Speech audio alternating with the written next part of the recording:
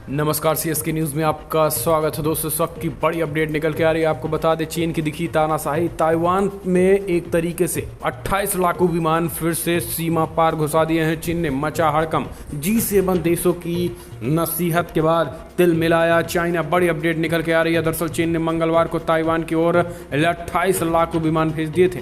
Taiwan के रक्षा मंत्रालय ने यह दावा किया है। मंत्रालय ने कहा है कि पिछले साल से पेइचिंग के लड़ाकू विमान लगभग रोजाना ताइवान की तरफ उड़ान भर रहे हैं। गौरतलब बात यह करने वाली है कि मंगलवार को अब तक सबसे अधिक संख्या में एक ही दिन में ऐसे विमान चीनों में से भेजे गए, जबकि हाल ही में जो G7 देशों ने इनके लिए चीन को निशाने पर लिया था।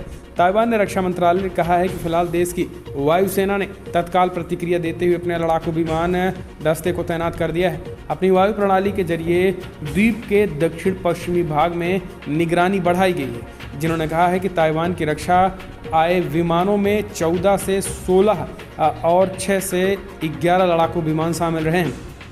दरअसल G7 समूह देशों के नेताओं ने रविवार को बयान जारी कर ताइवान मुद्दे को शांतिपूर्ण सुलझाने का आह्वान किया था, जिसके बाद चीन ने अपनी शक्ति का प्रदर्शन कर दिया। चीनी विदेश मंत्रालय के प्रवक्ता झाओ लिंजियांग ने मंगलवार को कहा है कि G7 समूह जानबूझकर चीन के अंदरूनी मामले में हस्तक्षेप कर रहे हैं। रविवार को जारी किए गए बयान में बंधुआ मजदूरी के खिलाफ चिंता जाहिर की गई थी। इसमें कहा गया था कि चीन को शिनजियांग में मानवाधिकारों का सम्मान करना चाहिए, हांगकांग को ज़्यादा स्वायत्तता देनी चाहिए और दक्षिणी चीन सागर में सुरक्षा को नुकसान पहुंचाने से बचना चाहिए। आपको बता दें कि इन सब G7 की बैठक से पहले ही चीन तिल मिलाया है और G7 बैठक में जिस तरीके से चीन की आलोचना किया है इन G7 के देशों ने, उसके बाद से तो मानो चीन की हवाएं उड़ गई हैं। चीन को अब लग रहा है कि फिलहाल G7 के देश और उधर क्वाड अब ताइवान पर चीन कभी भी वो ताइवान का सपना ही रह जाएगा। चीन ताइवान को अपने चीन के अंडर लेने की बात सोच रहा था। यही कारण है कि अब चीन को भारी पड़ता दिख रहा है और G7 के देशों के ललकार के बाद चीन ने आनन फानन में ताइवान में लगभग 28 लाखों विमान को घुसेड़ दिया था। हालांकि आपको बता दें कि सीमा में घुसाए जाने के बाद बड़ी खबर निकल के आई कि ताइवान की तरफ से भी ताइवान की हवाई ताइवान के फाइटर जेट ने जब चीन की फाइटर जेट के सामने आ गए तो फिर चीन के फाइटर जेट वापस बैरंग आने पड़े। हालांकि आपको बता दें कि 28 लड़ाकू विमान पूरी तरीके से आमने सामने हो गए थे और एक तरीके से हम कह सकते हैं कि ताइवान यहाँ पर झुका नहीं, ना तो रुका और चीन के सामने टिका ही रहा। और चीन के सामने उसने अपने 5 फाइटर जेट भेजे थे, यानी एक तरफ ताइवान के 5 फाइटर जेट और दूसरी तरफ चीन के 28 फाइटर जेट। लेकिन उसके बावजूद ताइवान के एक्शन के बाद चीन को उल्टे पांव भागना पड़ा और फिलहाल चीन की फाइटर जेट वापस बैरंग अपनी सीमा में लौट आए हैं। लेकिन इसके बाद से ताइवान के विदेश मंत्रालय और रक्षा मंत्री के प्रवक्ताओं ने रक्षा मंत्री ने साझा बयान जारी करते हुए कहा है कि ताइवान पर किसी भी हमले का मुंहतोड़ और करारा जवाब ताइवान देगा। चीन चाहे जितनी भी कोशिश कर ले, लेकिन ताइवान पर वो 1 इंच भी अधिकार नहीं कर पाएगा। आपको बता दें कि ताइवान को लेकर चीन लगातार मंसूबा पाले हुए है कि ताइवान पर हम अटैक करेंगे और ताइवान को कभी न कभी अपने हिस्से में लेकर रहेंगे। और ये माना जा रहा है कि 2029 तक हो सकता है या फिर 2021 तक, जब कहीं न कहीं तरीके से चीन अपनी 100 साल की आज़ादी मना रहा होगा 2022 तक। हालांकि माना जा रहा है कि चीन का ये सपना ही रहने वाला है, क्योंकि G7 बैठक में जो निर्णय हुआ है और अमेरिका जिस तरीके से ताइवान के हितों की रक्षा करने के लिए प्रतिबद्ध है, भारत भी कहीं न कहीं तरीके से ताइवान स्वतंत्र देश का समर्थन कर दिया है और चीन भारत से भी टकरा कर कहीं न कहीं ताइवान वाले मुद्दे को और कमज़ोर करता चला जा रहा है, क्योंकि भारत से टकराना चीन को भारी पड़ रहा है और चीन को उल्टा पड़ रहा है।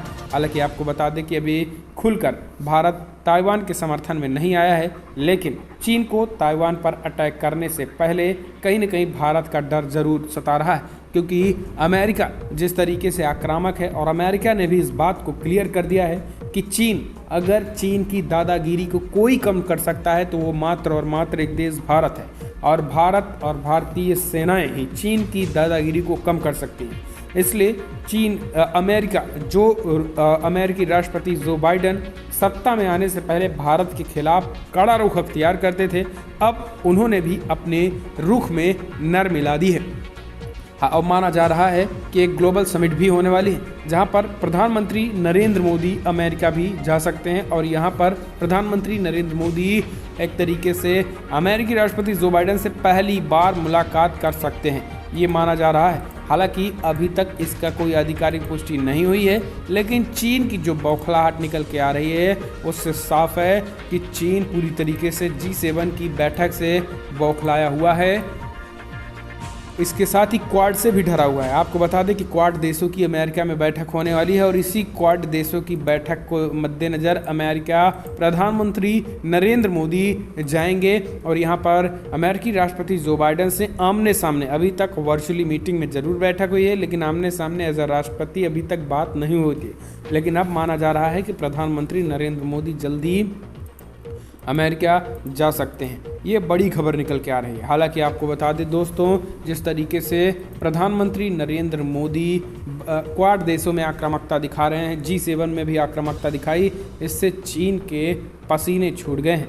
इस बीच एक और बड़ी खबर ले लेते हैं। चीन के सैन्य अड्डों से दुनिया को बड़ा खतरा हो चुका है। इन दो संगठनों ने बनाया जिनपिंग को रोकने का प्लान, आखिर क्या है? दरअसल चीन की विस्तारवादी नीति अब सिर्फ उसके पड़ोसी देश ही परेशान थे, लेकिन अब अमेरिका और यूरोप के देशों को भी चिंता सताने लगी है। नाटो देश भी अब ये मानने लगे हैं कि चीन दुनिया की शांति के लिए खतरा बन गया है। चीन को लेकर नाटो देशों की चिंता बेवजह नहीं है। चीन अपनी नीतियों की वजह से दुनिया के लिए सबसे बड़ी मुसीबत बनता जा रहा है। इस खतरे से निपटने के लिए नाटो देशों ने अब एक अहम सहमति रणनीति भी बनाई है। दरअसल दिल्ली से 6000 किलोमीटर दूर ब्रसेल्स में नाटो देशों की बैठक चल रही थी। भारत ना तो नाटो का मेंबर है और ना ही उस बैठक में शामिल था, लेकिन फिर भी उस बैठक में जिस मुद्दे को सबसे ज़्यादा चर्चा हुई वो संबंध भारत से भी है। दरअसल नाटो देश की बैठक में जो फैसले लिए गए हैं उसका असर भारत की विदेश और रक्षा नीति पर भी पड़ेगा। दरअसल नाटो देशों का चिंता का विषय भारत नहीं बल्कि चीन है। चीन की बढ़ती हुई आक्रामकता सैन्य गतिविधियों से नाटो देश परेशान है। एक सैन्य संगठन के रूप में नाटो देशों की चिंता चीन को लेकर बढ़ती जा रही है। नाटो के नेताओं को अब लगने लगा है कि चीन सुरक्षा के लिए चुनौती बनता जा रहा है। इतना ही नहीं, नाटो देश ये भी सोचते हैं कि चीन अंतर्राष्ट्रीय नियमों पर आधारित व्यवस्था को कमतर करने की दिशा में काम कर रहा है। नाटो देशों की चिंता भी ये है कि चीन काफ़ी तेज़ी से परमाणु मिसाइल विकसित कर रहा है। चीन दुनिया का नया सुपर पावर बनने की सपने देख रहा है। चीन चाहता है कि दुनिया के हर कोने में उसके सैनिक अड्डे हों, दुनिया के हर छोटे छोटे विवाद पर वो अपनी टांग अड़ाए और दुनिया का हर देश उसके दरबार में हाजिरी लगाए। लेकिन ऐसा नाटो देश नहीं चाहते और यही कारण है कि उन्होंने कड़ा विरोध जताया है। तो दोस्तों फिलहाल इस वीडियो में इतना ही, लेकिन जिस तरीके से चाइना एक तरीके से ताइवान पर प्रभुत्व जमाने की कोशिश के बीच नाटो, क्वाड जैसे G7 जैसे देश सामने आ चुके हैं, इसको आप कैसे देखते हैं? कमेंट के माध्यम से आप अपनी राय देना ना भूलें। तो दोस्तों इस वीडियो में इतना ही। ऐसे ही खबरों के लिए चैनल को सब्सक्राइब करें।